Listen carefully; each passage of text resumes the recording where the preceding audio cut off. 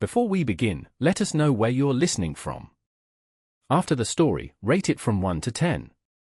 Now, let's start. London, 1817. A season like any other, and yet, dear reader, not like any other at all. For it was in this particular spring that the Tun would witness a scandal so delicious, a romance so unexpected, that even the most jaded of society matrons found themselves reaching for their vinaigrettes with alarming frequency. The Countess of Ravenwood's annual ball was, as always, the event that marked the true commencement of the season. Any debutante worth her dowry knew that an invitation to Lady Ravenwood's affair was as essential as a properly fitted corset. Without either, one simply could not hope to make an advantageous match. And what a crush it was this year! The chandeliers sparkled with the light of 1,000 candles, illuminating the cream of society as they twirled beneath the ornate ceiling of Ravenwood House. Ladies in silks of every pastel hue imaginable floated across the ballroom like exotic butterflies, while gentlemen in their formal black evening wear provided the perfect complement, like shadows dancing attendance upon the light. Among these gentlemen stood the notoriously elusive Dominic Rutherford, the 7th Earl of Crestmont, his tall figure cutting an imposing silhouette against the gilded backdrop of the ballroom. At 32, the Earl had long been considered the most eligible bachelor in London, much to the despair of the matchmaking mammas who had been throwing their daughters in his path for nearly a decade. "Look at him," whispered Lady Harrington to the Countess of Pembroke, her ostrich feathers bobbing with each emphatic word. "Standing there as though he were made of marble. I swear, the man has ice in his veins." The Countess sniffed delicately. "My Georgiana danced with him last season and said his conversation was as stimulating as watching paint dry on a rainy day." What these good ladies failed to observe, however, was the slight tightening around the Earl's mouth each time a fresh-faced debutante was paraded before him, the almost imperceptible sigh that escaped his lips when yet another matron steered her daughter in his direction. For the Earl of Crestmont was not, in fact, made of marble. He was simply a man who had grown weary of being hunted like a prized stag. Ah, but isn't that always the way of it, dear reader? Society sees what it wishes to see, and misses the truth that stands before it, unadorned and unacknowledged. "Rutherford," came a booming voice, and the Earl turned to find his oldest friend, Lord Westfield, approaching with 2 glasses of champagne. "You look as though you're plotting your escape." "Again?" Dominic accepted the proffered glass with a wry smile. "Is it that obvious?" "Only to someone who has known you since you were in short pants," Westfield replied, his gaze sweeping the crowded room. "Though I must say, you're causing quite the stir by attending at all. 3 consecutive seasons without an appearance, and suddenly here you are. The betting books at White's will be in an uproar." "I've been occupied with estate matters," Dominic replied, a touch defensively. "Not all of us can afford to spend our days lounging about London's gaming hells." "Estate matters," Westfield repeated, raising a skeptical eyebrow. "For 3 years? Come now, Dominic. Even your steward isn't that incompetent." Before the Earl could formulate a suitably cutting response, a flutter of excitement rippled through the ballroom. The musicians, who had been playing a gentle country dance, abruptly fell silent. All eyes turned toward the grand entrance, where the Duchess of Helmsley had just arrived, fashionably late as was her custom. The Duchess, a handsome woman in her middle years, swept into the room with the confidence of one who has never questioned her place in society. But it was not the Duchess who captured the attention of the assembled guests. Rather, it was the young woman at her side. She was not what one would call a classic beauty. Her figure, though slender, lacked the voluptuous curve so prized by current fashion. Her hair, a rich chestnut brown, was arranged in a simple style that whispered of elegance rather than shouted it. But there was something in her bearing, a quiet dignity perhaps, that commanded attention in a way that more obvious beauty might not have achieved. "Who is that?" Dominic found himself asking, his voice oddly constrained. Westfield, ever the font of society gossip, leaned closer. "That, my friend, is Miss Eleanor Caldwell, ward of the Duchess of Helmsley. This is her first season." "Ward?" Dominic echoed, his eyes never leaving the young woman as she made a perfect curtsy to their hostess. "Yes, some sort of distant relation, I believe." Her parents died in a carriage accident when she was but a child.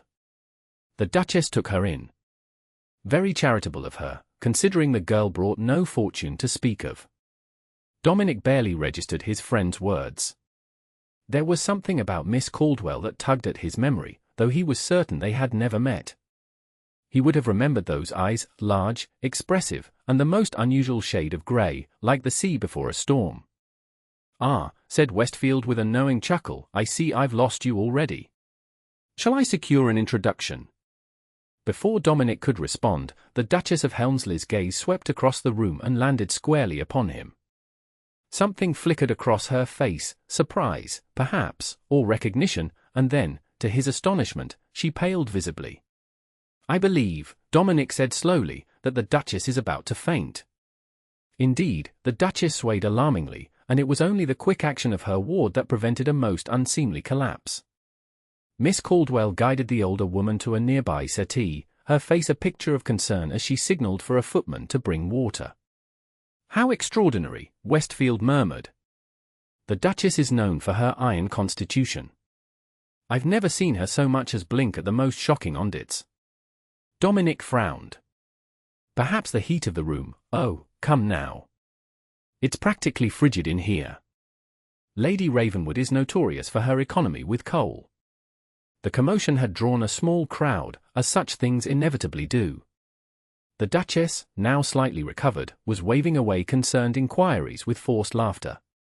"A momentary spell, nothing more," she was saying, though her complexion remained alarmingly pale. "The crush is simply overwhelming this evening." Her gaze, however, kept returning to Dominic, who found himself inexplicably walking toward the settee, as though drawn by some invisible force. As he approached, Miss Caldwell looked up, and their eyes met for the first time. The oddest sensation swept through him, recognition, though he was certain they had never been introduced. "My lord," the Duchess said, her voice unnaturally high, "how kind of you to express concern. May I present my ward, Miss Eleanor Caldwell? Eleanor, this is the Earl of Crestmont." Miss Caldwell rose and executed another perfect curtsy. "My lord," she said, and her voice was lower than he had expected, with a melodious quality that suggested she might be a talented singer. "Miss Caldwell," he replied with a bow. "I trust the Duchess is not seriously unwell." Merely overcome by the heat, Miss Caldwell said, though her glance at her guardian suggested she was not entirely convinced by this explanation. The Duchess had recovered enough of her composure to rise from the settee, though she kept a firm grip on her ward's arm. "If you'll excuse us, my lord," she said, "I believe I should retire to the ladies' withdrawing room for a moment." Dominic bowed again, watching as the two women made their way through the crowd. Just before they disappeared from view, the Duchess turned back, her expression a curious mixture of fear and resignation. "Well," said Westfield, who had materialized at Dominic's elbow, "that was certainly dramatic. What do you suppose came over her?" "I haven't the faintest idea," Dominic replied absently, his gaze still fixed on the doorway through which Miss Caldwell had vanished. But this, dear reader, was not entirely true. For as he had looked into Eleanor Caldwell's storm-grey eyes, a memory had stirred, a memory of another pair of eyes, identical in every respect, save that they had belonged to a woman he had once loved with all the passion of youth, a woman who had disappeared from his life as suddenly as she had entered it. A woman named Catherine. The Duchess of Helmsley did not, in fact, retire early from the ball as many had expected. Instead, after a brief absence, she returned to the ballroom with Miss Caldwell still at her side, though a keen observer might have noticed that her normally impeccable turban was slightly askew, and that she kept casting furtive glances toward the Earl of Crestmont. Eleanor, for her part, was thoroughly confused by her guardian's behavior. In the ladies' withdrawing room, the Duchess had gripped her hands with unusual intensity. "You must not dance with the Earl of Crestmont," she had insisted, her voice barely above a whisper. "Not tonight, not ever." "But why?" Eleanor had asked, bewildered. "Has he some unsavory reputation I am unaware of?" The Duchess had hesitated, her eyes darting nervously about the room to ensure they were not overheard. "It is complicated. I cannot explain now. Just promise me you will avoid him." "Eleanor," who had spent the past decade obeying the Duchess's every— "Oh, but it does," Lord Westfield said with a knowing smile. "Dominic Rutherford has perfected the art of polite disinterest. Yet when he looked at you, Miss Caldwell, he was anything but disinterested." The dance began before Eleanor could formulate a suitable response, which was perhaps fortunate, as she found herself quite at a loss for words. As she moved through the familiar patterns of the dance, she could not help but glance toward the window where the Earl had been standing. He was gone. A strange disappointment settled in her chest, which was most improper. She had exchanged barely a dozen words with the man. What did it matter if he had left the ball? When the dance concluded, Lord Westfield returned her to the Duchess's side with exaggerated gallantry. "A delightful partner," he proclaimed. "I shall certainly petition for another dance before the evening ends." The Duchess acknowledged him with a tight smile that did not reach her eyes. As soon as he had moved away, she leaned close to Eleanor. "We should depart soon," she murmured. "I find I am still feeling somewhat indisposed." Eleanor was about to acquiesce when a tall figure appeared before them, and her heart gave a most unseemly leap. "Your Grace," said the Earl of Crestmont with a formal bow. "I trust you are recovered."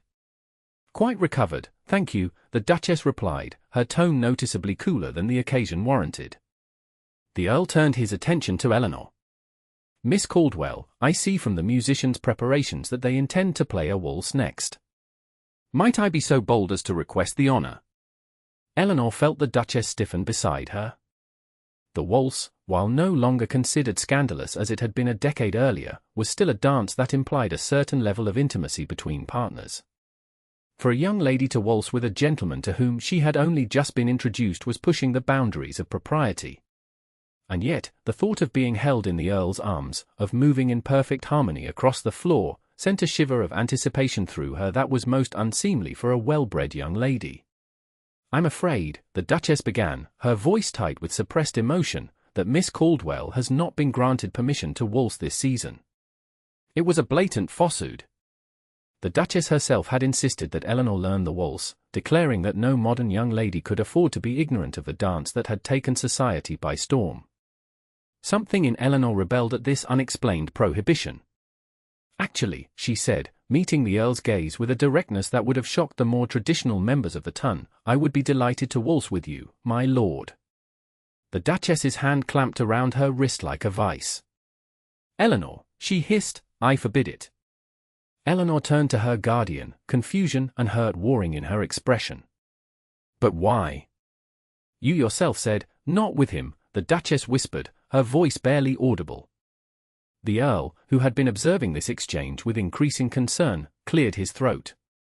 "Perhaps another time," he said smoothly, though his eyes betrayed his disappointment. "I would not wish to cause discord." He bowed again and was about to retreat when the Duchess suddenly swayed, her face draining of color for the second time that evening. "Your Grace?" Eleanor exclaimed, alarmed. The Duchess did not respond. Her gaze was fixed on something, or someone, across the room. Eleanor followed her line of sight and saw an elderly gentleman making his way toward them, leaning heavily on a gold-topped cane. His face was deeply lined, his hair completely white, but there was a vigor to his movements that belied his advanced years. "The Duke of Marley," the Earl murmured, identifying the approaching gentleman. "I did not know he was in town this season." The Duchess clutched at Eleanor's arm. "We must leave," she whispered urgently. "Now." But it was too late. The Duke had reached them, his pale blue eyes, remarkably sharp for a man of his age, taking in the tableau before him with evident interest. "Lady Helmsley," he said, his voice carrying the slight quaver of advanced age. "It has been some time since our paths crossed." The Duchess straightened, visibly gathering her composure. "Your Grace," she acknowledged with a curtsy that was less fluid than her usual elegant movement. "Indeed, it has been many years." The Duke's gaze shifted to Eleanor, and a strange expression crossed his face, surprise, perhaps, or shock, quickly masked by a bland smile. And who might this lovely young lady be? Before the Duchess could respond, the Earl stepped forward. "Miss Eleanor Caldwell," he said, "ward of the Duchess of Helmsley." "Ward," the Duke repeated, his bushy white eyebrows rising. "How interesting. And how long has Miss Caldwell been under your protection, Lady Helmsley?" The Duchess's face had taken on the fixed smile that Eleanor knew indicated extreme distress. "Nearly 10 years now, Your Grace. She is the daughter of my late cousin." "Indeed?" The Duke's gaze lingered on Eleanor's face, making her uncomfortably aware of the intensity of his scrutiny. "A fortunate coincidence that you were able to take the child in." "Providence, not coincidence," the Duchess corrected, her voice brittle. An awkward silence fell, broken only when the musician struck up the first notes of the waltz. The Earl, seemingly eager to dispel the tension, turned to Eleanor. "Perhaps, Miss Caldwell, you might reconsider my earlier request?" "With your guardian's permission, of course." The Duchess opened her mouth, no doubt to refuse once more, but the Duke spoke first. "Come now, Lady Helmsley, surely you cannot object to the girl enjoying a dance? Particularly with a gentleman as respectable as the Earl of Crestmont." His tone was light, but there was something in his eyes, a challenge, perhaps, that made Eleanor shiver. Caught between two such formidable personalities, the Duchess appeared momentarily at a loss. At last, with visible reluctance, she nodded. "Very well. One dance." The Earl did not wait for her to change her mind. With a brief bow, he offered his arm to Eleanor, who took it with a mixture of trepidation and excitement. As he led her onto the dance floor, Eleanor could not help but glance back at her guardian. The Duchess was watching them with an expression of such undisguised fear that Eleanor nearly faltered in her steps. "Is something amiss, Miss Caldwell?" the Earl inquired, his hand warm at her waist as they took their positions for the waltz. Eleanor forced her attention back to her partner. "I confess I am somewhat confused by my guardian's behavior this evening. She is not typically given to such dramatic displays." The Earl's expression grew thoughtful as he guided her into the first turns of the waltz.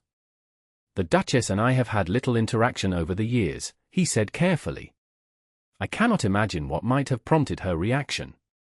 But there was something in his tone, a hesitation perhaps, that suggested he was not being entirely truthful. Eleanor, however, found herself too distracted by the sensation of being in his arms to pursue the matter further. Dancing with the Earl of Crestmont was unlike anything she had experienced before. Despite his imposing height and broad shoulders, he moved with a fluid grace that made leading her through the intricate patterns of the waltz seem effortless. More disconcerting still was the way her body seemed to anticipate his movements, as though they had danced together 100 times before. "You dance beautifully, Miss Caldwell," he said, his voice low enough that only she could hear. "Thank you, my lord. Though I suspect you say that to all your partners." A smile tugged at the corner of his mouth. "On the contrary, I am notorious for my honesty, often to the point of rudeness. Ask any of the young ladies I have partnered in the past, and they will tell you I am more likely to comment on their tendency to tread on my toes than to offer empty compliments." Eleanor found herself returning his smile. "Then I shall treasure the compliment, my lord, and endeavor not to step on your toes. I have complete faith in your abilities, Miss Caldwell." As they continued to circle the floor, Eleanor became aware that they were attracting attention. Heads turned to follow their progress, and behind fluttering fans, matrons whispered to one another with avid interest. "We appear to be the subject of some speculation," she observed, trying to ignore the heat that rose to her cheeks at the thought. "The ton thrives on speculation," the Earl replied dismissively. "One might think they would find more productive uses for their time, such as improving their estates or reading improving literature," Eleanor suggested, unable to keep a teasing note from her voice. The Earl looked down at her with surprise, which quickly transformed into genuine amusement. "Precisely, Miss Caldwell. Though I suspect many would find such pursuits unbearably dull compared to dissecting the latest on it." "And you, my lord? Do you find such pursuits dull?" "On the contrary. There is great satisfaction in seeing one's land flourish, or in expanding one's mind through literature." He paused, then added with a touch of self-deprecation, "though I confess I am not immune to the occasional indulgence in less elevated pastimes." "Such as?" "Riding to hounds." boxing at Jackson's saloon, and, apparently, waltzing with beautiful young ladies at society balls. Eleanor felt her cheeks warm at the casual compliment. You mentioned literature, my lord. May I ask what you enjoy reading? Something in his expression shifted, became more guarded. My tastes are eclectic, Miss Caldwell. Poetry, history, philosophy. And you?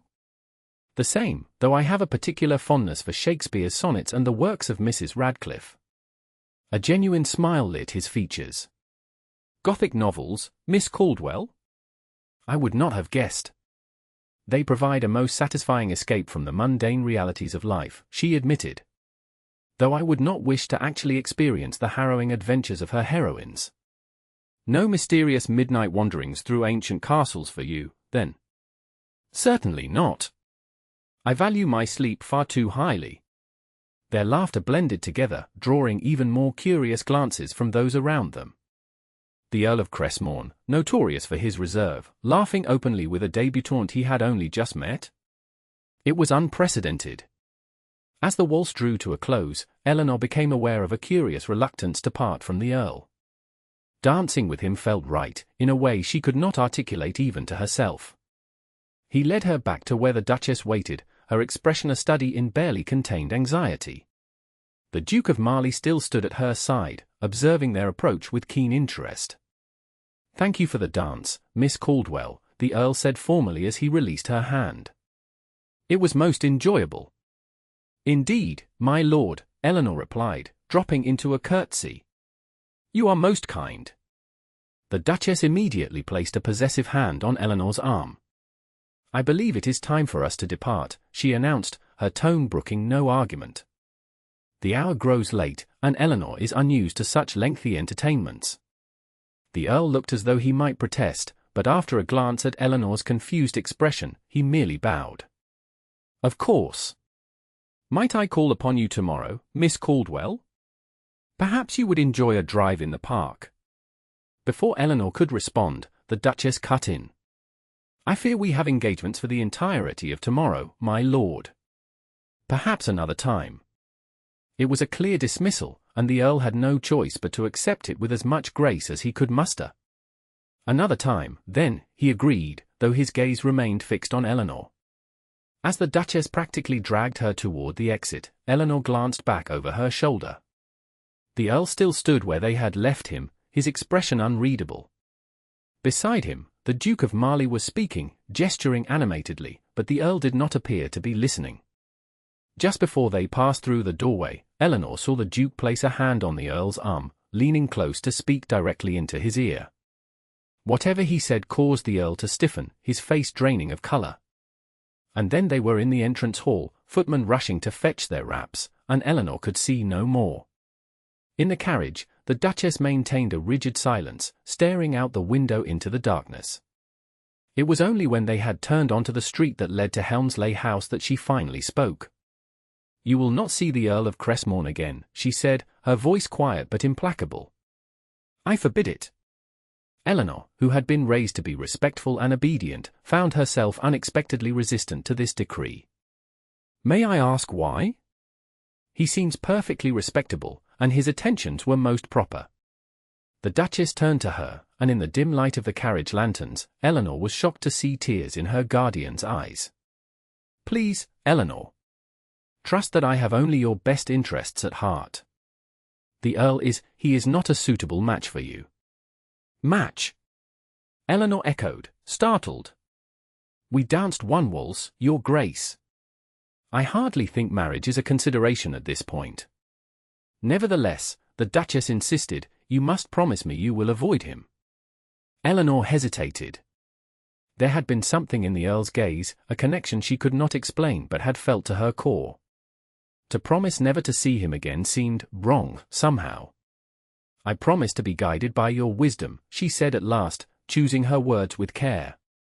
It was not quite the blanket agreement the Duchess sought, but it was the most Eleanor was willing to concede. The Duchess seemed to sense the reservation in her response but did not press further. As the carriage rolled to a stop before the imposing facade of Helmsley House, she merely sighed, a sound of profound weariness. "You are very like your mother," she said softly, almost to herself. She, too, had a will of iron beneath her gentle exterior. Eleanor's heart leapt at this rare mention of her mother. The Duchess rarely spoke of her deceased cousin, claiming the memories were too painful. Was she asked eagerly. "Please, tell me more about her." But the Duchess had already composed herself, her moment of vulnerability passing as swiftly as it had come. "Another time, perhaps," she said, accepting the footman's assistance in descending from the carriage. "It is late, and we are both tired." As they entered the grand hall of Helmsley House, Eleanor could not shake the feeling that something significant had happened this evening, something that went beyond a mere introduction and a waltz with a handsome earl.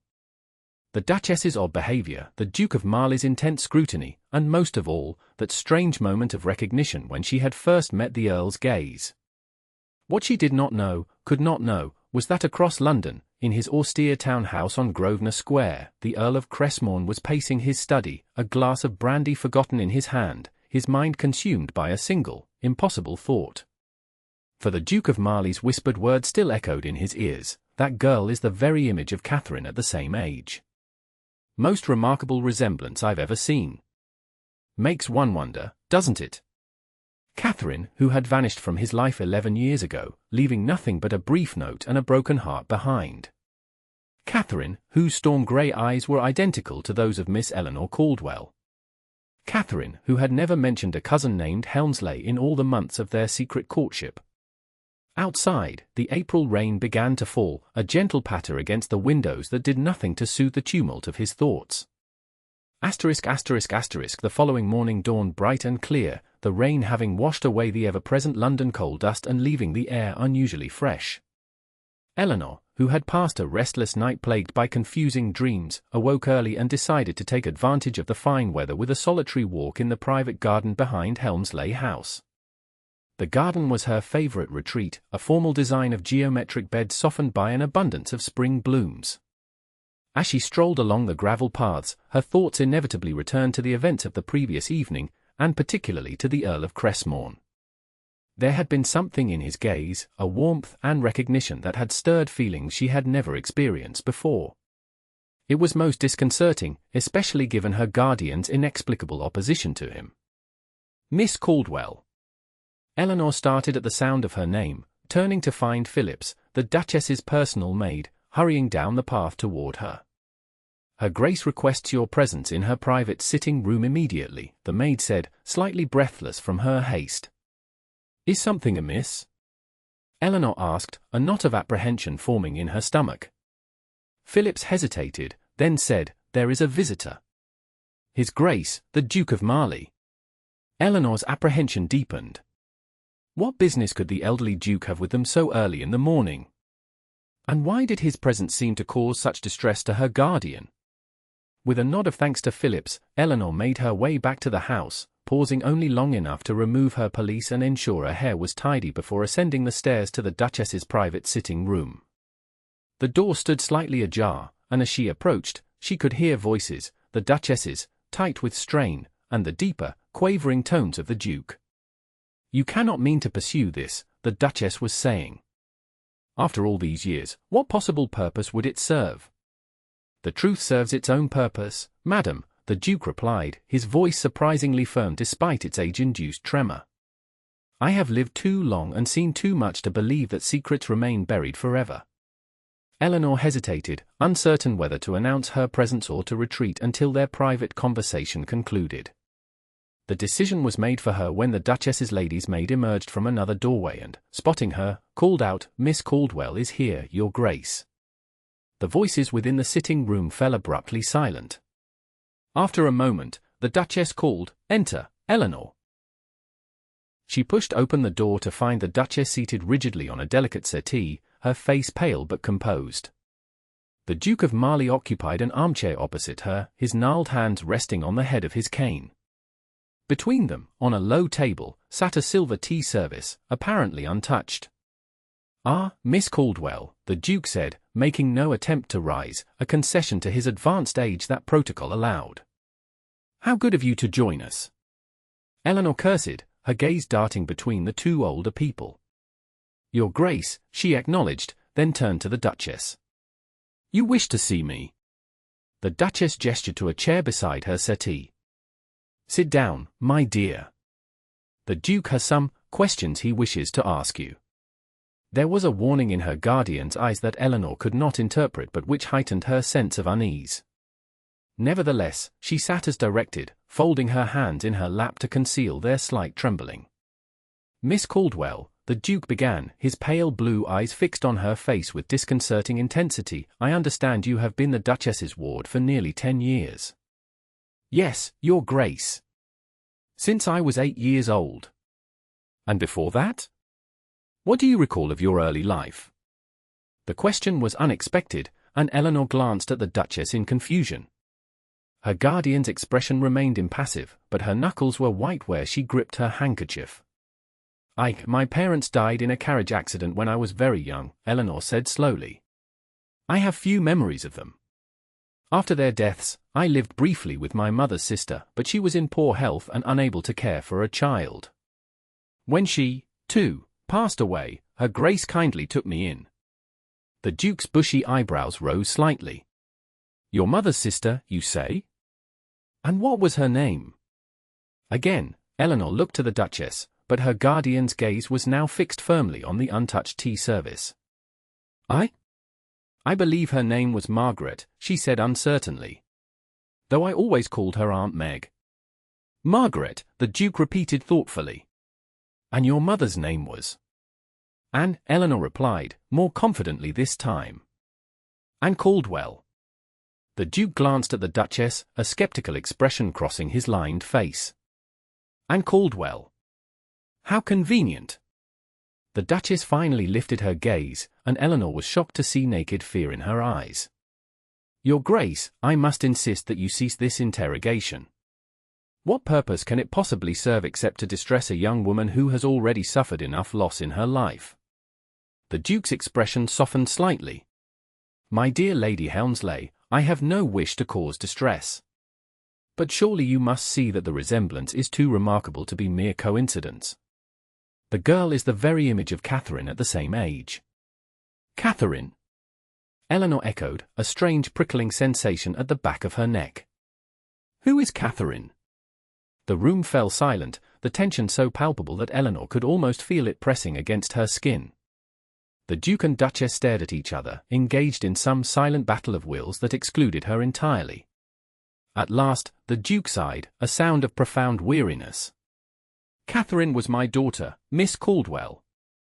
She died 11 years ago, shortly after giving birth to a child. Eleanor felt the blood drain from her face. I'm very sorry for your loss, Your Grace, she managed, though the words felt inadequate. Are you? The Duke asked, his gaze once more fixed on her face with that uncomfortable intensity. The question, Miss Caldwell, is whether you should be sorry for your own loss as well. Your Grace, the Duchess exclaimed, rising to her feet in a single fluid movement. That is quite enough. I must ask you to leave immediately. But the Duke remained seated, unmoved by her outburst. Tell me, Lady Helmsley, did you truly believe you could keep this secret forever? Did you not consider that someone might eventually notice the extraordinary resemblance between the girl and her mother? I don't understand, Eleanor said, looking between them in growing alarm. What are you suggesting, Your Grace?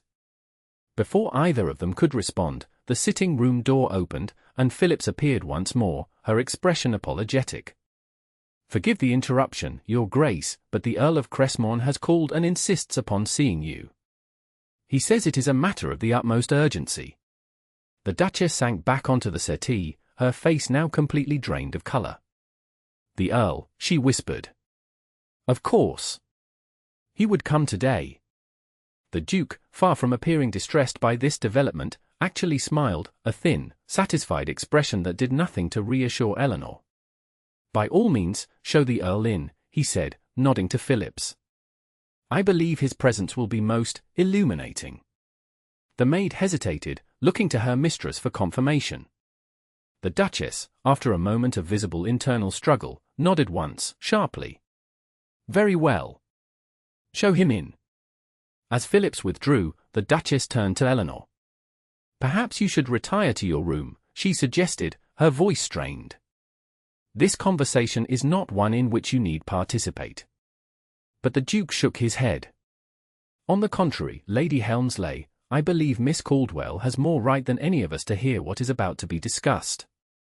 Before the Duchess could argue further, the door opened once more, and the Earl of Crestmont strode in. He was dressed impeccably in a dark blue coat that emphasized the breadth of his shoulders, his cravat tied in a simple yet elegant style that spoke of a man who cared for his appearance without being a slave to fashion. His gaze swept the room, pausing momentarily on the Duke before coming to rest on Eleanor. Something flickered in his eyes, recognition, confusion, and beneath it all, a pain so raw that Eleanor felt it as a physical sensation in her own chest.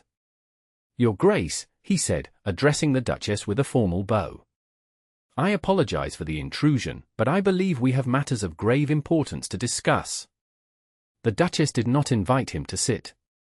"My lord," she acknowledged, her voice cold. "I cannot imagine what business could be so urgent as to necessitate a call at such an early hour." The Earl's gaze moved to the Duke, who was watching the proceedings with undisguised interest. "I see His Grace has preceded me," he observed.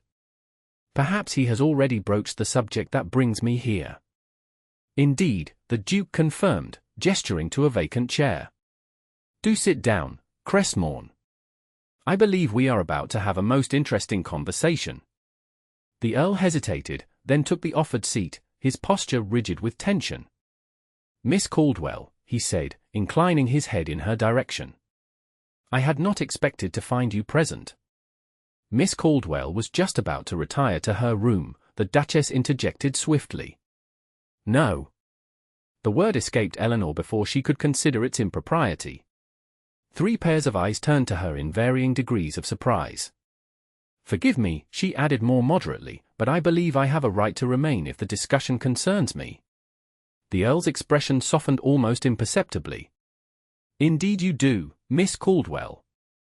In fact, I believe you have more right than any of us." The Duchess made a small sound of distress. "Please," she said, looking from the Earl to the Duke with something akin to desperation. "Consider carefully before you proceed. Some secrets are best left undisturbed." "I have considered carefully, Your Grace," the Earl replied, his voice firm but not unkind. "I have spent the night in contemplation, and I believe the time for secrets has passed." He turned to Eleanor, his expression grave. "Miss Caldwell, what do you know of your parents?" It was the second time that morning she had been asked about her origins, and Eleanor found her patience wearing thin. "Very little," she admitted. "They died when I was young. I have few memories of them." "And their names?" "Anne and John Caldwell," she replied, repeating what she had been told countless times. The Earl glanced at the Duchess, who refused to meet his gaze. "And you were born in Bath, I believe?" "In the spring of 1800. The Earl nodded slowly, as though her answers confirmed something he had already suspected. "Miss Caldwell, I must ask you a delicate question. Do you have any distinctive birthmarks or identifying features?" Eleanor felt her cheeks warm at the inappropriate nature of the question. "My lord, I hardly think, please," he interrupted, his voice soft but urgent. "It is important." She hesitated, then, meeting his gaze directly, said, "I have a small mark on my right shoulder. A crescent shape, like a tiny moon. My nurse once told me it was a fairy's kiss." The effect of this simple statement was extraordinary. The Earl closed his eyes briefly, as though in pain. The Duke leaned forward in his chair, his expression intent. And the Duchess buried her face in her hands. "I knew it," the Duke said, satisfaction evident in his voice. "There can be no..." The Earl opened his eyes, and the depth of emotion in them took her breath away. "It means, Miss Caldwell, that you are not who you have been led to believe. Your name is not Eleanor Caldwell. Your parents were not Anne and John Caldwell. And you were not born in Bath." "Then who am I?" she asked, her voice small and uncertain. It was the Duke who answered, his tone gentler than it had been all morning. "You are Lady Charlotte Catherine Rutherford, daughter of Catherine Marley, my daughter, and Dominic Rutherford, Earl of Crestmont. You were born in London on April 15, 1806, not in Bath in 1800 as you have been told. Eleanor, or Charlotte, if the Duke was to be believed, felt the blood rush from her face. The room seemed to spin around her, and for a moment, she feared she might faint.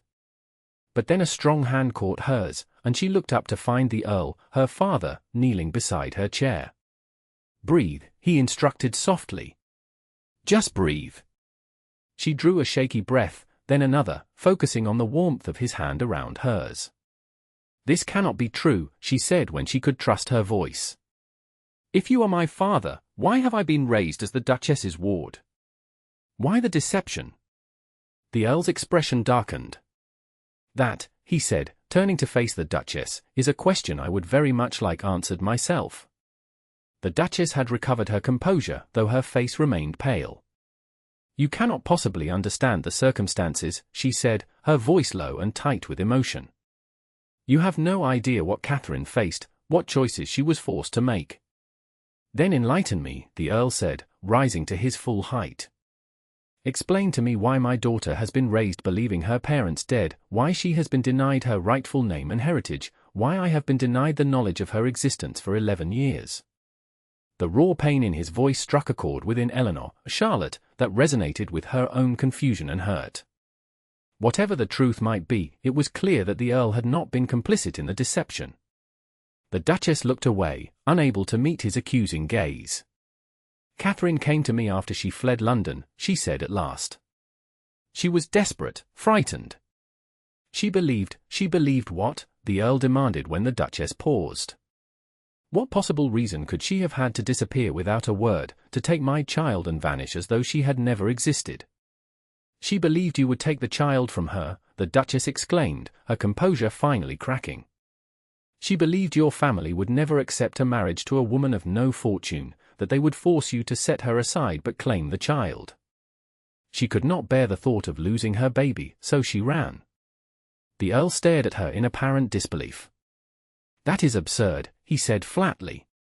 "I loved Catherine. I had already spoken to my father about our marriage, and while he was not enthusiastic, he had given his blessing. We were to be married as soon as the banns could be read." "So you claim now," the Duchess retorted. But Catherine told a different tale. She said you had grown distant, that your father had threatened to cut you off without a penny if you persisted in the mesalliance. "That is a lie," the Earl said, his voice cold with anger. "My father was many things, but he was not a tyrant. He understood that I loved Catherine, that I would marry her with or without his blessing or fortune. He gave his consent because he knew I would never be happy without her." The Duke, who had been watching this exchange with keen interest, cleared his throat. "If I may," he said, drawing their attention. "I believe there is a simpler explanation for this misunderstanding." Both the Earl and the Duchess turned to him expectantly.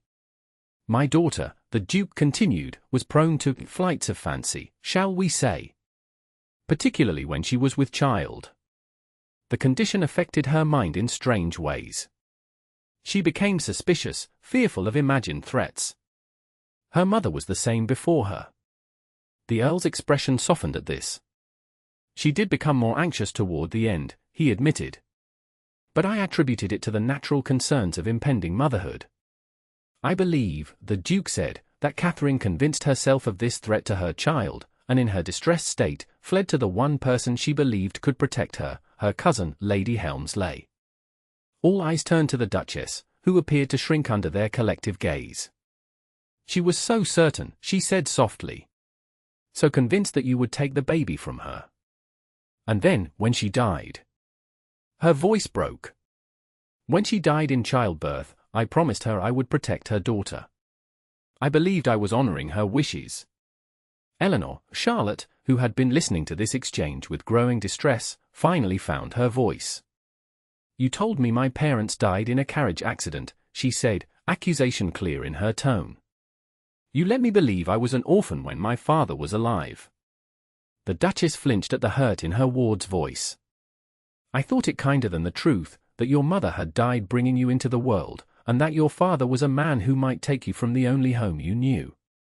You had no right, the Earl said, his voice low and dangerous. No right to make that decision, to keep my daughter from me for 11 years. I believed I was doing what was best for the child, the Duchess insisted. Catherine was my cousin, more like a sister to me. Her last words were a plea to keep her baby safe. What would you have had me do? Tell me the truth, the Earl exploded. Allow me to mourn my beloved and to cherish the child she left behind.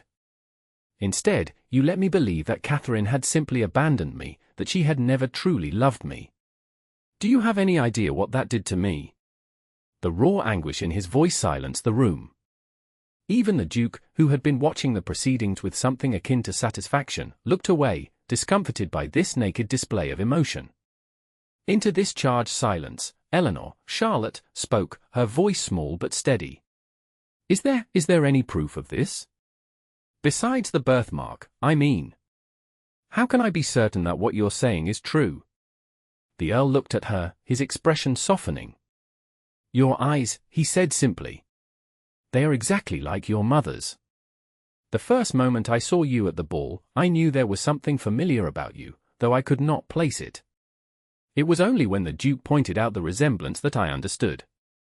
That orphan girl has your eyes, the Duke added, his gaze moving between Eleanor and the Earl. That's what I whispered to the Duchess when I first saw you together. I suspect that's what caused her near-fainting spell at the ball. The Duchess nodded reluctantly. It was shocking to see you together. The resemblance is unmistakable, particularly around the eyes. Eleanor, Charlotte, felt tears gathering. All her life, she had wondered about her parents, had cherished the few, vague memories she had of them. To discover that those memories might be false, that her entire identity had been built on a lie, was almost too much to bear. I have a miniature, the Earl said suddenly. Of your mother. I've carried it with me every day since she disappeared. Would you like to see it?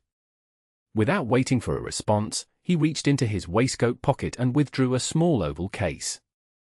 With reverent care, he opened it and extended it toward her. With trembling fingers, Eleanor, Charlotte, took the miniature.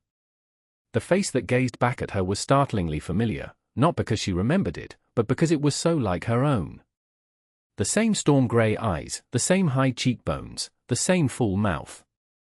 The only significant difference was the hair, where Eleanor's was chestnut brown, this woman's was a rich auburn. I have her colouring, she whispered, but your eyes. The Earl nodded, his own eyes suspiciously bright. You do. You have the Rutherford eyes, though the shape of them is all Catherine. She looked up from the miniature, meeting his gaze directly. If this is true, if I am your daughter, what happens now? The question hung in the air, laden with implications. The Earl glanced at the Duchess, who had maintained a rigid posture throughout this exchange, then back to Eleanor, Charlotte. That, he said gently, is largely up to you. You are old enough to have some say in your future. But I would very much like the opportunity to know you, to be the father I should have been these past 11 years. The Duke cleared his throat again. There are legal considerations, of course. The girl is the legitimate daughter of an earl, and as such, has certain rights and privileges that have been denied her. There will need to be formal recognition, perhaps even an appearance before the House of Lords to establish her identity conclusively. The Earl nodded in acknowledgement. Yes, there will be formalities to observe. But those can wait. For now, I believe Charlotte. He paused, glancing at her uncertainly. May I call you Charlotte? It was your mother's choice, after her own mother. Eleanor, Charlotte, hesitated. The name felt foreign to her, a garment that didn't quite fit.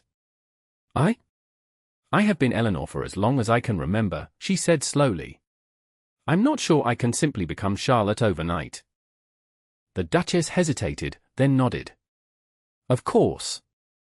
Shall we say 2 o'clock? 2 o'clock, the Earl confirmed. He turned to Eleanor, his expression softening once more. Until tomorrow, then. Eleanor nodded, unable to form words past the lump in her throat. The Earl seemed to understand, for he merely bowed and, with a final glance that held a world of suppressed emotion, took his leave. The Duke rose more slowly, leaning heavily on his cane. "Well," he said, with the air of a man who has accomplished a difficult but necessary task, that was most illuminating. "I shall call again tomorrow as well, if I may. After all, I have a granddaughter to become acquainted with." With that, he too departed, leaving Eleanor alone with the Duchess for the first time since these earth-shattering revelations had begun. For a long moment, neither spoke. Then, the Duchess said softly, "I am sorry, Eleanor. Truly. I believed I was doing what was best for you." Eleanor looked at her guardian, or former guardian, and saw genuine remorse in her eyes.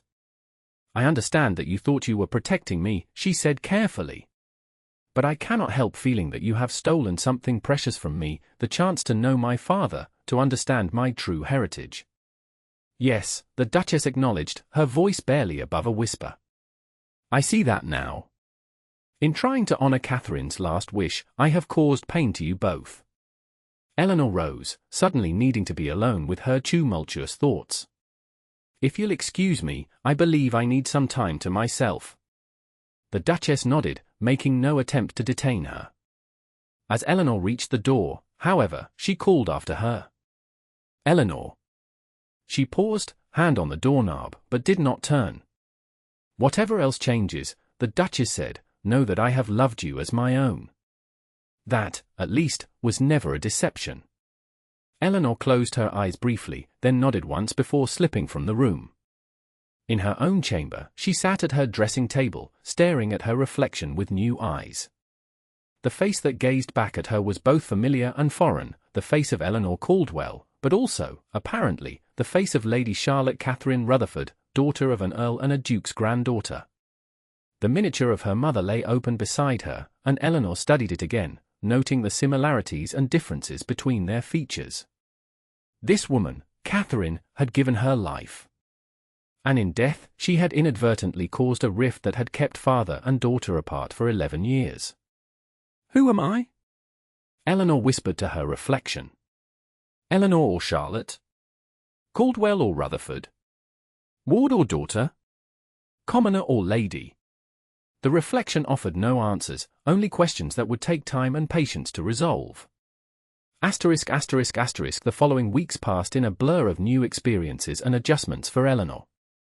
True to their agreement, she divided her time between Helmsley House and Crestmont House, spending 3 days of each week with the Earl, with her father, and the remainder with the Duchess. The transition was not without its difficulties. Society, as the Duke had predicted, quickly latched onto the romantic tale of the long-lost daughter reunited with her grieving father. But beneath the surface fascination lay currents of speculation and gossip that occasionally reached cruel proportions. "They're saying the most dreadful things," Eleanor confided to her father one afternoon as they took tea in the library of Crestmont House. "That the Duchess kidnapped me, that you abandoned me, that I'm not really your daughter at all but some impostor seeking to secure a fortune." The Earl's expression darkened. "Society will always find something to gossip about," he said, setting aside his teacup with perhaps more force than necessary. "Pay them no mind. Those who matter know the truth." "And what is the truth?" Eleanor asked, voicing the question that had been haunting her. "I still don't fully understand what happened between you and my mother, why she fled, why she believed you would take me from her." The Earl was silent for a long moment, his gaze fixed on the portrait that hung above the fireplace, a recent addition to the room, painted from the miniature he had carried for so many years. "I have asked myself the same questions 1,000 times," he said at last. "I can only conclude that the Duke was right, that Catherine's condition affected her mind, made her fearful and suspicious. We had quarreled, it's true, but it was a minor disagreement about wedding arrangements, nothing that would justify such drastic action." He looked at her, his eyes filled with a mixture of sorrow and wonder. "Had I known she was with child, I would have moved heaven and earth to find her. But she never told me. By the time she fled, she was only a few months along, and she had always been slender. I had no reason to suspect." Eleanor nodded slowly, absorbing this. Over the past weeks, she had come to know her father as a man of deep feeling but reserved expression, much like herself, in fact. She believed him when he said he would have searched for her mother had he known of the pregnancy. "The Duchess says my mother's last words were a plea to keep me safe," she said. "That she died believing you would take me away from her. And so the Duchess perpetuated a deception that caused 11 years of pain," the Earl said, a hint of bitterness creeping into his voice. "I cannot forgive that easily, Eleanor, though I am trying for your sake." Eleanor sighed, understanding his position but caught in the middle nonetheless. "She truly believed she was honoring my mother's wishes," she said. "And she has been good to me, raised me with love and care." "Yes," the Earl acknowledged, his expression softening. "For that, at least, I am grateful to her. You have grown into a remarkable young woman, one any father would be proud to claim." Eleanor felt a warmth spread through her at these words. For all the turmoil of the past weeks, there had been moments of joy as well, moments of connection with the father she had never known, moments of discovering similarities in their tastes, temperaments, and talents. "I've been thinking," she said, changing the subject to one she had been considering for some time, "about my name." The Earl looked at her expectantly, saying nothing. "I have been Eleanor for as long as I can remember," she continued, choosing her words carefully. "It is the name I answer to, the name I think of as my own. And yet, Charlotte was the name my mother chose for me, her gift to me before she died." She took a deep breath. "I should like, I think, to be known as Eleanor Charlotte Rutherford. To honor both parts of my heritage, the life I have lived and the one that was meant for me." The Earl's expression brightened, a rare, full smile transforming his usually serious countenance. "Eleanor Charlotte Rutherford," he repeated. "It has a certain elegance to it, don't you think?" She returned his smile, feeling a small but significant shift within herself, an integration of her past and present identities into something new. "I do. And it feels right, somehow." "Then Eleanor Charlotte Rutherford you shall be," the Earl declared. "We shall make the announcement at the ball." The ball he referred to was a grand affair planned for the following week, a formal introduction of Eleanor to society as the Earl's daughter and the Duke's granddaughter. It had been the Duke's idea, a way to establish Eleanor's new identity conclusively and to quell the more malicious gossip with a show of family unity. "Will the Duchess attend?" Eleanor asked, uncertain how she felt about the prospect. Relations between her father and her former guardian remained strained, though both maintained a careful civility for her sake. The Earl's smile dimmed slightly. "She has been invited, of course. Whether she chooses to accept is another matter entirely." Eleanor nodded, understanding the complexity of the situation. "I hope she will come," she said softly. "It would mean a great deal to me to have her there." The Earl studied her for a moment, then sighed. "You have a generous heart, Eleanor. Much like your mother in that respect." Before Eleanor could respond, the library door opened, and Simmons, the Earl's butler, appeared. "Forgive the interruption, my lord, but the Duke of Marley has arrived." The Earl rose. "Show him in, Simmons." The Duke had become a regular visitor over the past weeks, clearly delighted to have discovered a granddaughter after all hope of continuing his line had been lost. Eleanor found him to be a complex character, caustic and demanding at times, but also capable of unexpected warmth and generosity. "Ah, there you are," the Duke said as he entered, leaning heavily on his cane but moving with surprising energy for a man of his years. "Taking tea like a proper English family. How delightfully domestic." The Earl merely raised an eyebrow at this sally. "Would you care to join us, Your Grace? Simmons can bring another cup." "Thank you, no," the Duke replied, lowering himself carefully into an armchair. "I've come on a matter of some importance, concerning our young lady here." Eleanor straightened, curious. "Me, Your Grace?" The Duke nodded, a gleam of satisfaction in his pale blue eyes. "Indeed. I have been in communication with certain influential members of the House of Lords, and I am—" Eleanor blinked, still unused to the idea of the wealth and privilege that now attached to her name. "I have not thought much about inheritance," she admitted. "It all seems rather abstract." The Duke snorted. "Abstract it may be, but necessary nonetheless. A young lady of your position must be properly provided for." Speaking of position, the Earl interjected, "Eleanor has made a decision about her name." she wishes to be known as Eleanor Charlotte Rutherford, honoring both her past and her heritage. The Duke considered this, then nodded approvingly. A sensible compromise. And it has a certain elegance to it, does it not? Eleanor Charlotte Rutherford, future Countess of Crestmont. Eleanor started at this. Future Countess? But surely my father will marry eventually and have a son to inherit the title. A shadow crossed the Earl's face. I have no plans to marry, Eleanor. After your mother, well, suffice it to say that my heart has remained hers these 11 years and is likely to remain so for the rest of my days. Nonsense, the Duke declared bluntly.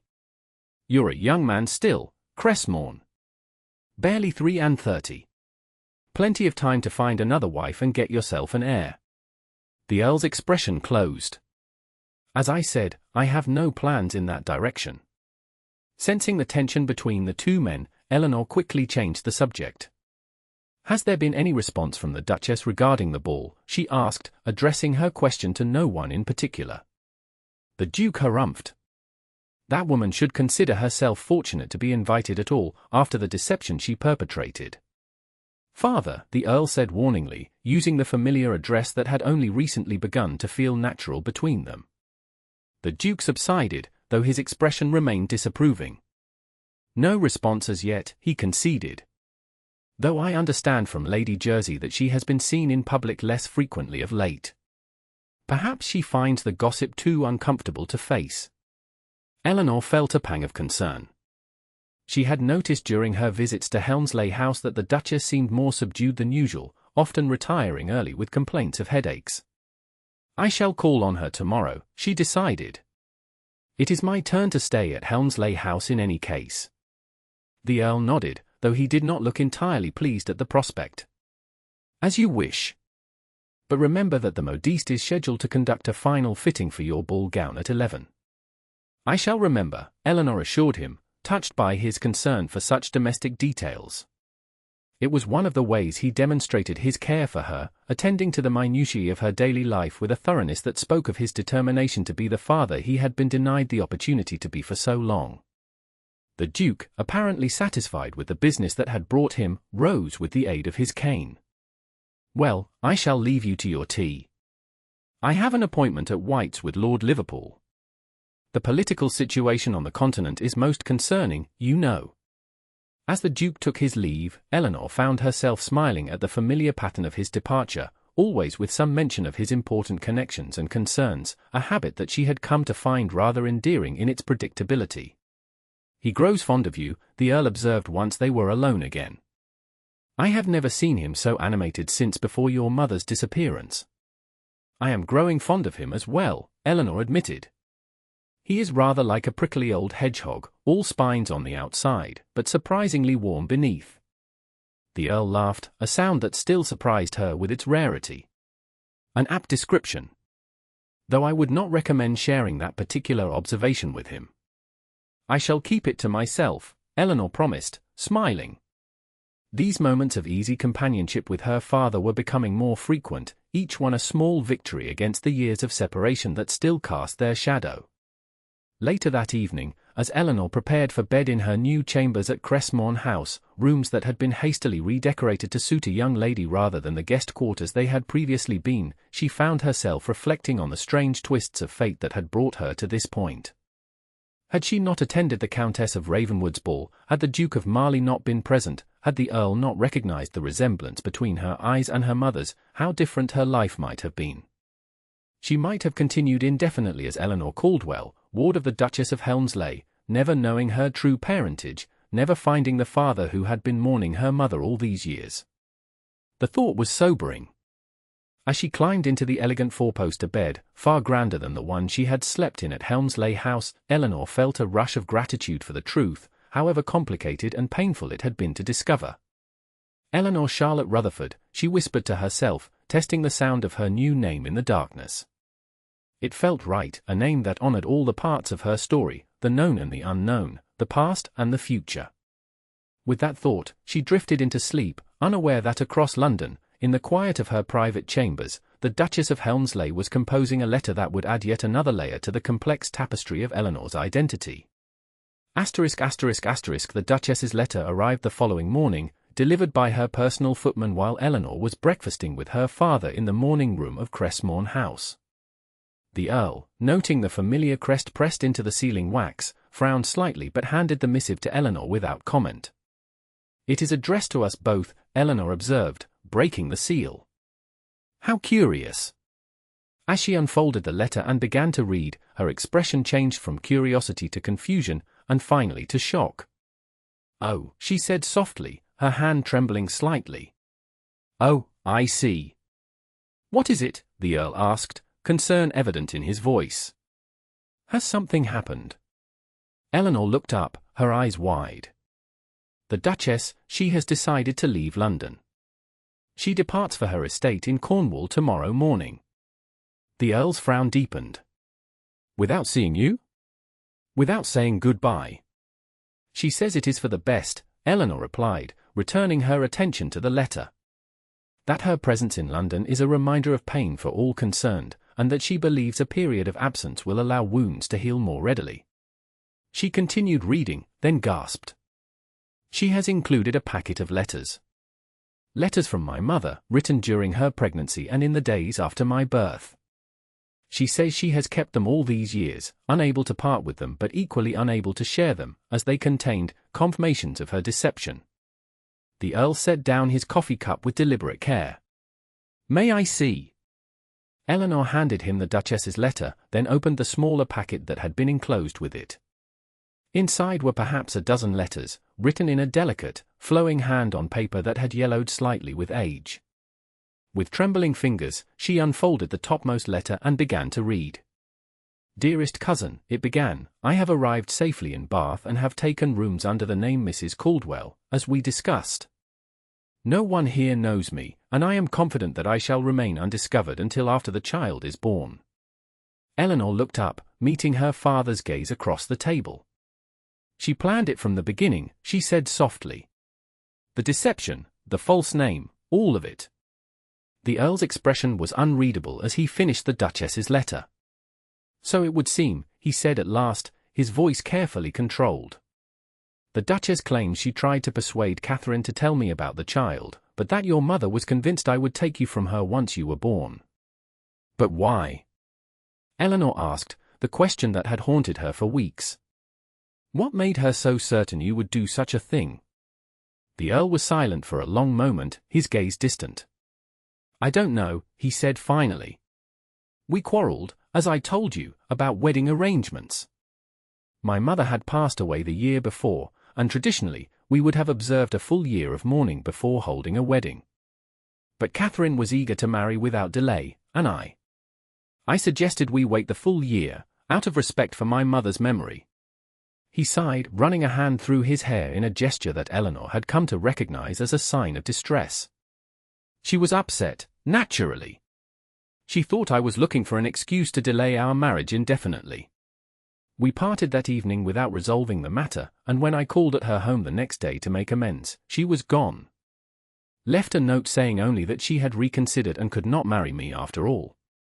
"And you never suspected she might be with child?" "Never," he said firmly. "She had not told me, and as I said, she was slender to begin with. If there were signs, I was too blind with grief to see them." Eleanor nodded slowly, returning her attention to the letters. She read through several more, each detailing aspects of her mother's life in hiding, her fears, her hopes for her unborn child, her conflicted feelings about the deception she was practicing. And then she came to a letter dated just 3 days after her birth. "Dearest cousin," it read, "Charlotte has arrived at last, a beautiful, healthy girl with her father's eyes. The labor was long and difficult, and the physician says I have developed a fever. He tries to reassure me, but I see the concern in his eyes." Eleanor felt tears welling up as she read her mother's. Finally, the Earl rose, visibly gathering himself. "The Duchess has done us a service by sharing these letters," he said, his voice steady once more. "Whatever her motives, whatever her role in the deception, she has at least given us this window into Catherine's thoughts." Eleanor nodded, carefully folding the letters and returning them to their packet. "I must see her before she leaves," she decided. Whatever else has happened, I owe her that much. The Earl hesitated, then nodded. Of course. Shall I accompany you? Eleanor considered this, then shook her head. I think this is a conversation we should have alone, she and I. But thank you for offering. Very well, he said, though she could see he was not entirely comfortable with the idea. Take the carriage, and Jenkins shall accompany you as far as the door. I shall expect you back by late afternoon for your fitting with the modiste. Eleanor smiled at his concern, still touched by these small, paternal gestures that were becoming more natural between them. I shall be prompt, she promised, rising from the table. And father? He looked at her expectantly, still not quite used to hearing the title from her lips. Thank you, she said simply. For understanding. His expression softened. Always, my dear. Always. The Duchess was not surprised to see Eleanor arrive at Helmsley House later that morning. Indeed, she seemed to have been expecting the visit, receiving her former ward in her private sitting room with a composure that suggested careful preparation. You received my letter, then, she said as Eleanor was shown in. Yes, Eleanor replied, taking the seat the Duchess indicated. And the packet of letters from my mother. The Duchess nodded, her hands folded tightly in her lap. I should have shared them with you years ago. Or at the very least, when the truth of your parentage was revealed. But I was afraid. Afraid of what? Eleanor asked, genuinely curious rather than accusatory. Afraid of your judgment. Of your father's judgment. Afraid that the full extent of my complicity in Catherine's deception would destroy any chance of maintaining a relationship with you. The Duchess sighed, her carefully maintained composure slipping slightly. I have come to think of you as my own child, Eleanor. The prospect of losing you entirely was unbearable. Eleanor felt a complex mixture of emotions, sympathy for the Duchess's evident distress, lingering hurt at the deception, and a deep sadness for all that had been lost through misunderstanding and fear. I understand why you're leaving London, she said after a moment. But I wish you wouldn't. Not before the ball, at least. It would mean a great deal to me to have you there. The Duchess looked genuinely startled. You want me at the ball? After everything that has happened? You raised me, Eleanor said simply. For 10 years, you were the only mother I knew. Whatever mistakes you made, whatever your role in keeping me from my father, I cannot simply erase a decade of love and care. Tears welled in the Duchess's eyes. Oh, my dear girl, she whispered. You have a generosity of spirit that I do not deserve. Perhaps not, Eleanor agreed, her tone gentle but firm. But it is mine to give, nonetheless. Will you come to the ball? The Duchess hesitated, visibly torn. Your father? I doubt he would welcome my presence. My father understands that this is important to me, Eleanor replied. He may not have forgiven you entirely, indeed, I'm not certain I have either, but he respects my wishes in this matter. For a long moment, the Duchess was silent, considering. Then, with a small nod, she said, very well. For you, I will attend the ball.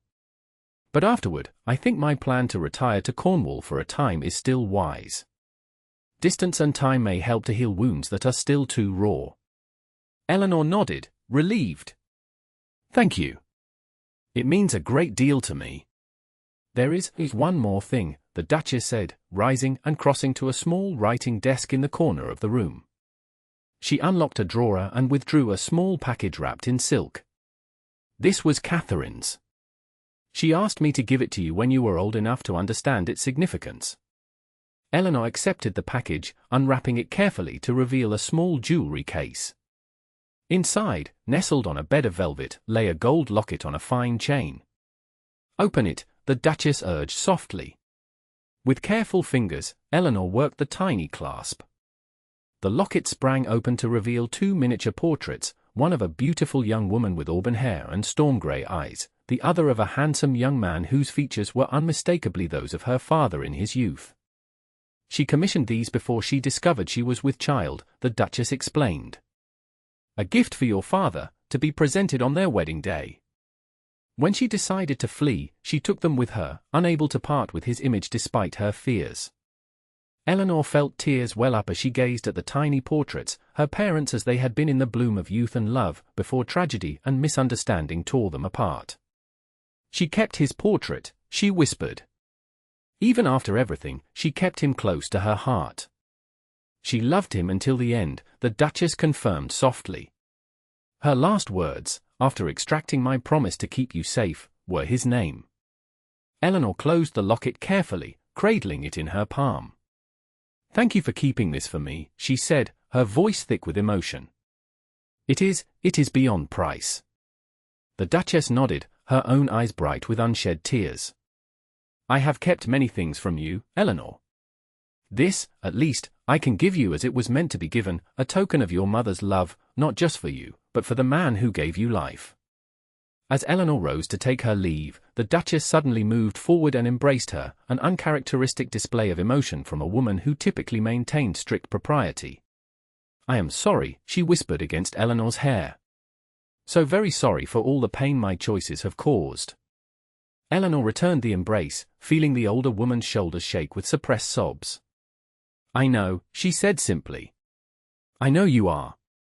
When they parted, the Duchess had regained her composure, though her eyes remained suspiciously bright.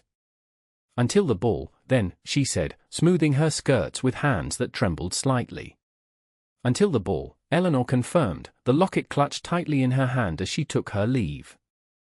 In the carriage returning to Crestmont House, Eleanor opened the locket once more, studying the tiny portraits of her parents.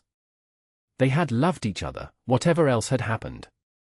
In these small images, she could see the evidence of that love, in the softness of her mother's expression, in the pride and joy on her father's youthful face. A love that had produced her, Eleanor Charlotte Rutherford, who now carried both their names and both their blood. With gentle fingers, she closed the locket and fastened it around her neck, feeling its weight settle against her skin, a tangible connection to the mother she had never known and the father she was only beginning to know. As the carriage turned onto Grosvenor Square, Eleanor felt a curious sense of completion, as though pieces of a puzzle that had been scattered for too long were finally coming together to form a coherent whole. She was Eleanor Charlotte Rutherford, daughter of Catherine Marley and Dominic Rutherford. She had been raised by the Duchess of Helmsley, who had loved her as her own. She had a grandfather in the Duke of Marley, prickly but proud. Her family, fractured and imperfect as it was hers.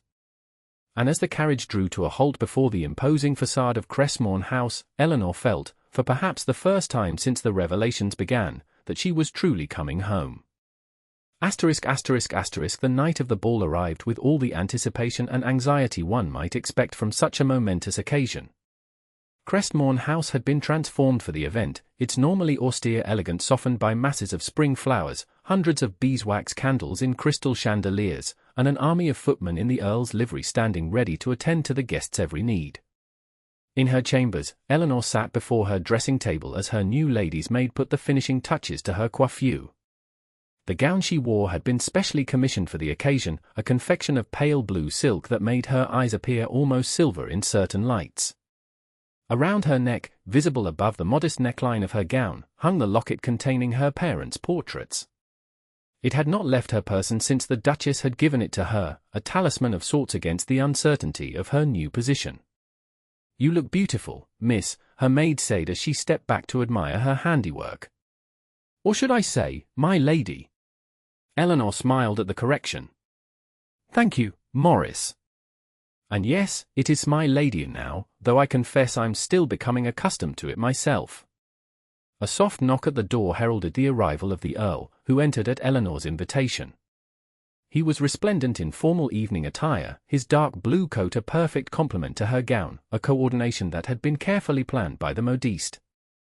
"My dear," he said, his voice warm with pride as he beheld her, "you are a vision." Eleanor rose, suddenly shy under his approving gaze. "Nervous?" the Earl asked softly, noting her slightly quickened breathing. "A little," she admitted. "It feels rather like stepping onto a stage in a play for which I've had insufficient rehearsal." The Earl chuckled. "An apt comparison.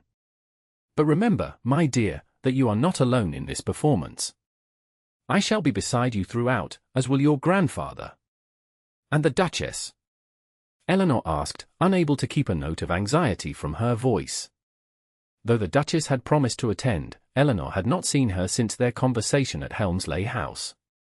Her carriage was observed turning into the square just as I came up to fetch you, the Earl replied. She will be among the first to arrive, I imagine.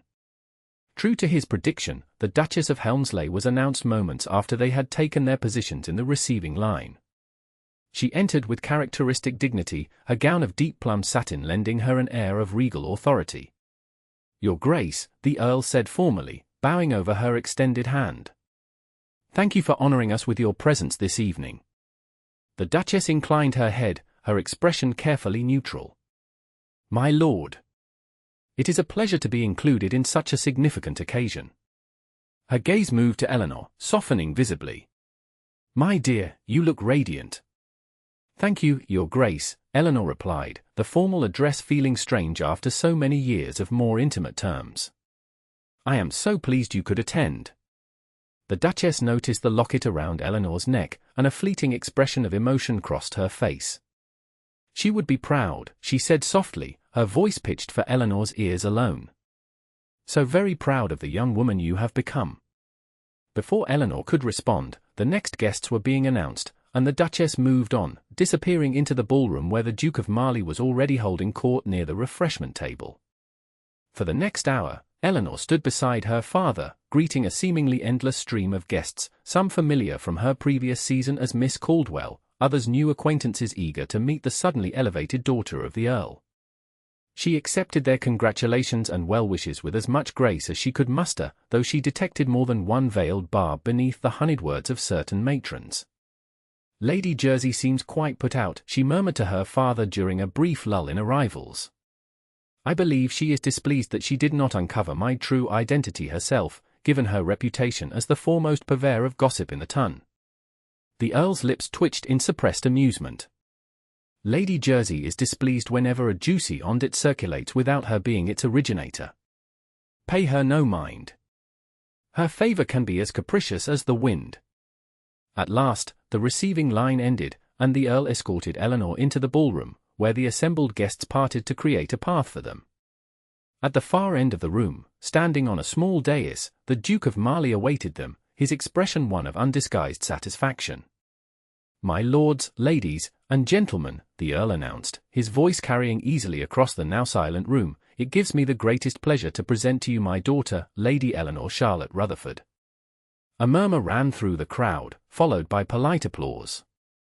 Eleanor curtsied deeply, conscious of the hundreds of eyes fixed upon her, evaluating her posture, her gown, her every movement. The Duke stepped forward, raising a hand to silence the applause. As the grandfather of Lady Eleanor, he declared, his voice surprisingly strong for a man of his years, I wish to formally acknowledge her as a member of the Marley family and as my heir in the absence of other issue. This pronouncement caused another ripple of excitement among the guests. The Duke had just publicly declared Eleanor his heir, a position that came with considerable wealth and influence, even if the dukedom itself would pass to a distant male cousin upon his death. The orchestra, sensing a cue, began to play the opening strains of a waltz. The Earl turned to Eleanor with a formal bow. May I have the honor of the first dance, my lady? Eleanor curtsied in response, a smile tugging at her lips at the formality between them. The honor is mine, my lord.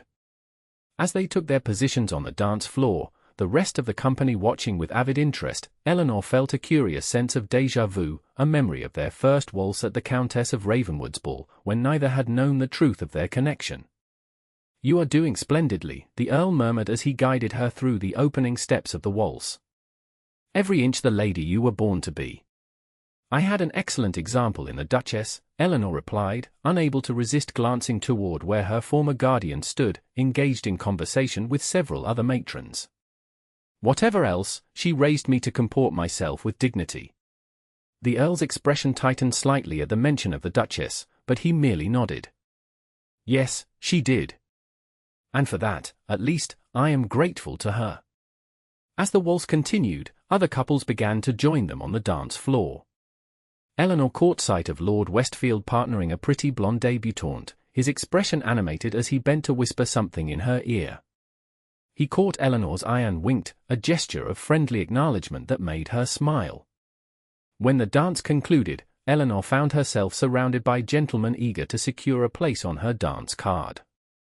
With her new status as the Earl's daughter and the Duke's heir, she had suddenly become one of the most sought-after young ladies of the season, a fact that she found both amusing and slightly overwhelming.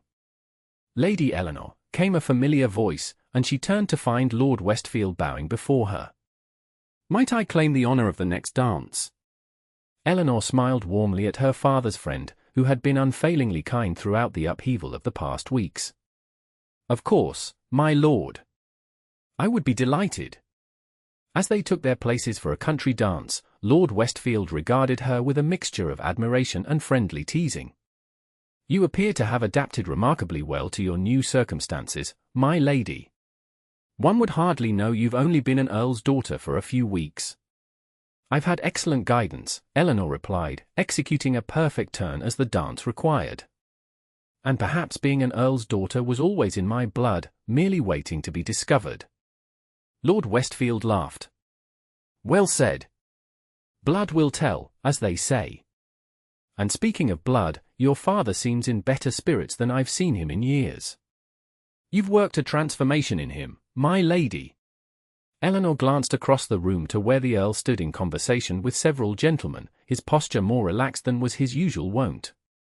"I believe we have been good for each other," she said softly. "He has given me a sense of belonging that I never quite had before, even with the Duchess."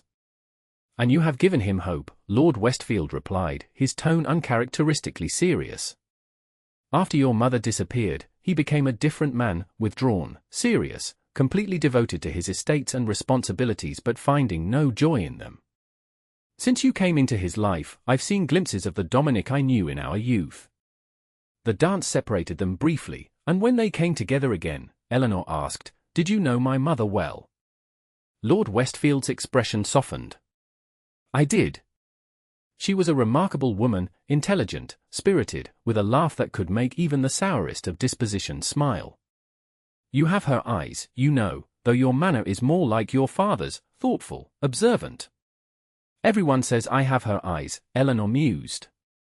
"It's strange to be told I resemble someone I cannot remember." "You favor her strongly," Lord Westfield confirmed. "Though there is much of your father in you as well, the shape of your brow, the set of your chin. A perfect blending of them both, I would say."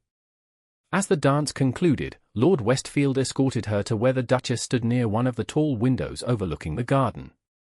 "I shall return you to your guardian," he said, then paused, looking chagrined. "Forgive me, your former guardian. Old habits, you understand." The Duchess acknowledged him with a slight nod. "Lord Westfield. You dance as elegantly as ever, I see." "Your Grace, too kind," he replied with an exaggerated bow. "If you will excuse me, I believe Lady Jersey is signaling that she requires my immediate attention." A brave man would flee in the opposite direction, but alas, I was raised to be gallant rather than wise. With that, he took his leave, leaving Eleanor alone with the Duchess for the first time that evening. "You are the talk of the ball," the Duchess observed, her tone carefully neutral. "Every mother with a marriageable son is calculating your worth to the penny." Eleanor sighed. "I had rather hoped to avoid that particular aspect of being an earl's daughter, at least for a time." "Inevitable, I'm afraid," the Duchess replied, a hint of her old dry humor surfacing. "You are young, beautiful, and now extremely wealthy. The fortune hunters will be circling like sharks scenting blood in the water." Despite herself, Eleanor laughed. "What a delightful image, Your Grace. I shall be sure to watch for dorsal fins protruding from the dance floor." The Duchess's expression softened, a genuine smile warming her features. "There is the wit I have always admired in you. I feared perhaps it had been suppressed beneath the weight of your new title." "Never that," Eleanor assured her. He paused, his gaze sweeping the room with the commanding presence that had made him a formidable figure in the House of Lords for decades. "It is therefore my great pleasure to announce that Lady Eleanor has been formally recognized by the House of Lords as the legitimate daughter of Dominic Rutherford, Earl of Crestmont, and my late daughter, Catherine Marley." Furthermore, in light of her position as my only direct descendant, I have arranged for a special dispensation from the crown, allowing the Marley title and estates to pass through the female line in this singular instance."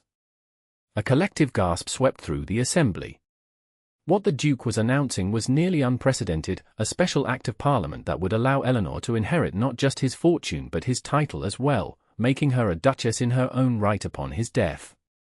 The dispensation, the Duke continued, clearly enjoying the sensation he had created, stipulates that Lady Eleanor's firstborn son will bear the Marley name and title, continuing our line, while any subsequent children may bear the Rutherford name, ensuring the continuation of that noble house as well. Eleanor felt the blood drain from her face as the implications of this announcement sank in. The Duke had not consulted her about this arrangement, nor, judging by the tightness around her father's eyes, had he discussed it with the Earl. And now, the Duke concluded with a satisfied smile, "I believe it is time for my granddaughter to open the next dance. Lady Eleanor, if you would do me the honor." All eyes turned to Eleanor, who found herself momentarily frozen in place. The Duchess, sensing her distress, placed a steadying hand on her arm. "Breathe," she whispered, echoing the Earl's advice from weeks earlier. "Just breathe. You can address this later, in private. For now, you must play the role expected of you." Eleanor drew a deep breath, composing her features into a semblance of pleased surprise. With a graceful movement that belied her inner turmoil, she made her way through the crowd to where her grandfather awaited her on the dais.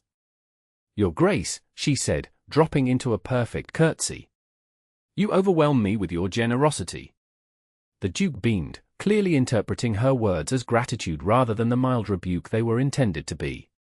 "Nothing is too good for my granddaughter," he declared, loud enough for those nearby to hear. "Nothing at all."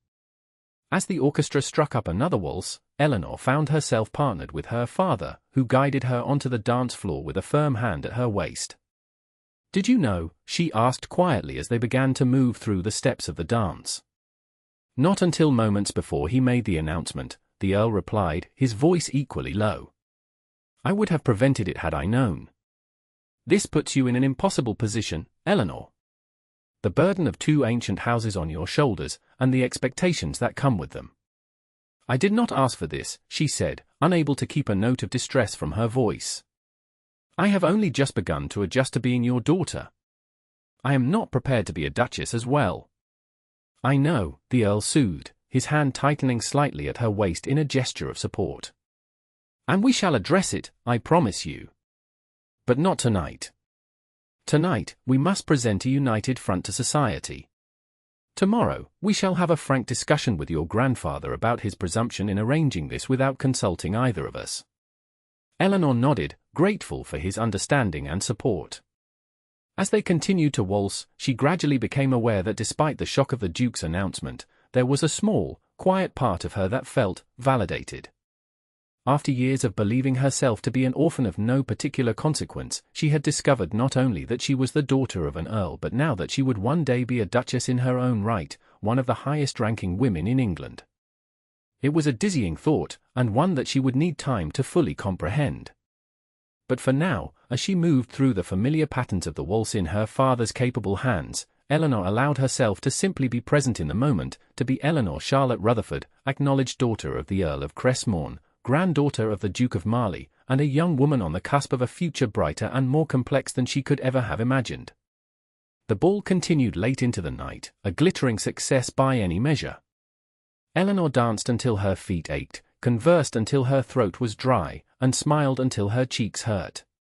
She observed the Duchess and her father engaged in what appeared to be a civil, if somewhat strained, conversation near the card room. She watched her grandfather hold court among the older peers, clearly reveling in the sensation his announcement had created. And through it all, she felt the weight of the locket against her skin, a tangible reminder of the two people whose love had brought her into the world, a love that had been cut short by misunderstanding and tragedy, but which lived on in her. As the last guests departed and the household began the process of restoring order to the ballroom, Eleanor found herself standing alone on the terrace, gazing up at the stars that glittered in the clear April sky. Behind her, she heard the soft tread of footsteps and turned to find her father approaching, 2 glasses of champagne in his hands. "I thought you might need this," he said, offering her one of the glasses. It has been quite an evening. Eleanor accepted the champagne with a grateful smile. Indeed it has. I feel as though I have lived several lifetimes in the span of a few hours. The Earl chuckled, coming to stand beside her at the stone balustrade. You conducted yourself admirably. I could not have been prouder. Even when Grandfather made his announcement. Eleanor asked, unable to keep a hint of wryness from her tone. Especially then, the Earl replied. You showed remarkable composure in the face of what must have been a considerable shock. It is a quality that will serve you well in the years to come. They stood in companionable silence for a moment, sipping their champagne and gazing at the stars. Then, almost hesitantly, the Earl said, There is something I have been meaning to give you. Something that belonged to your mother. Eleanor turned to him, curious. What is it? From his pocket, the Earl withdrew a small velvet pouch. She left this behind when she disappeared. I have kept it all these years, unable to part with it despite the pain of the memories it evoked.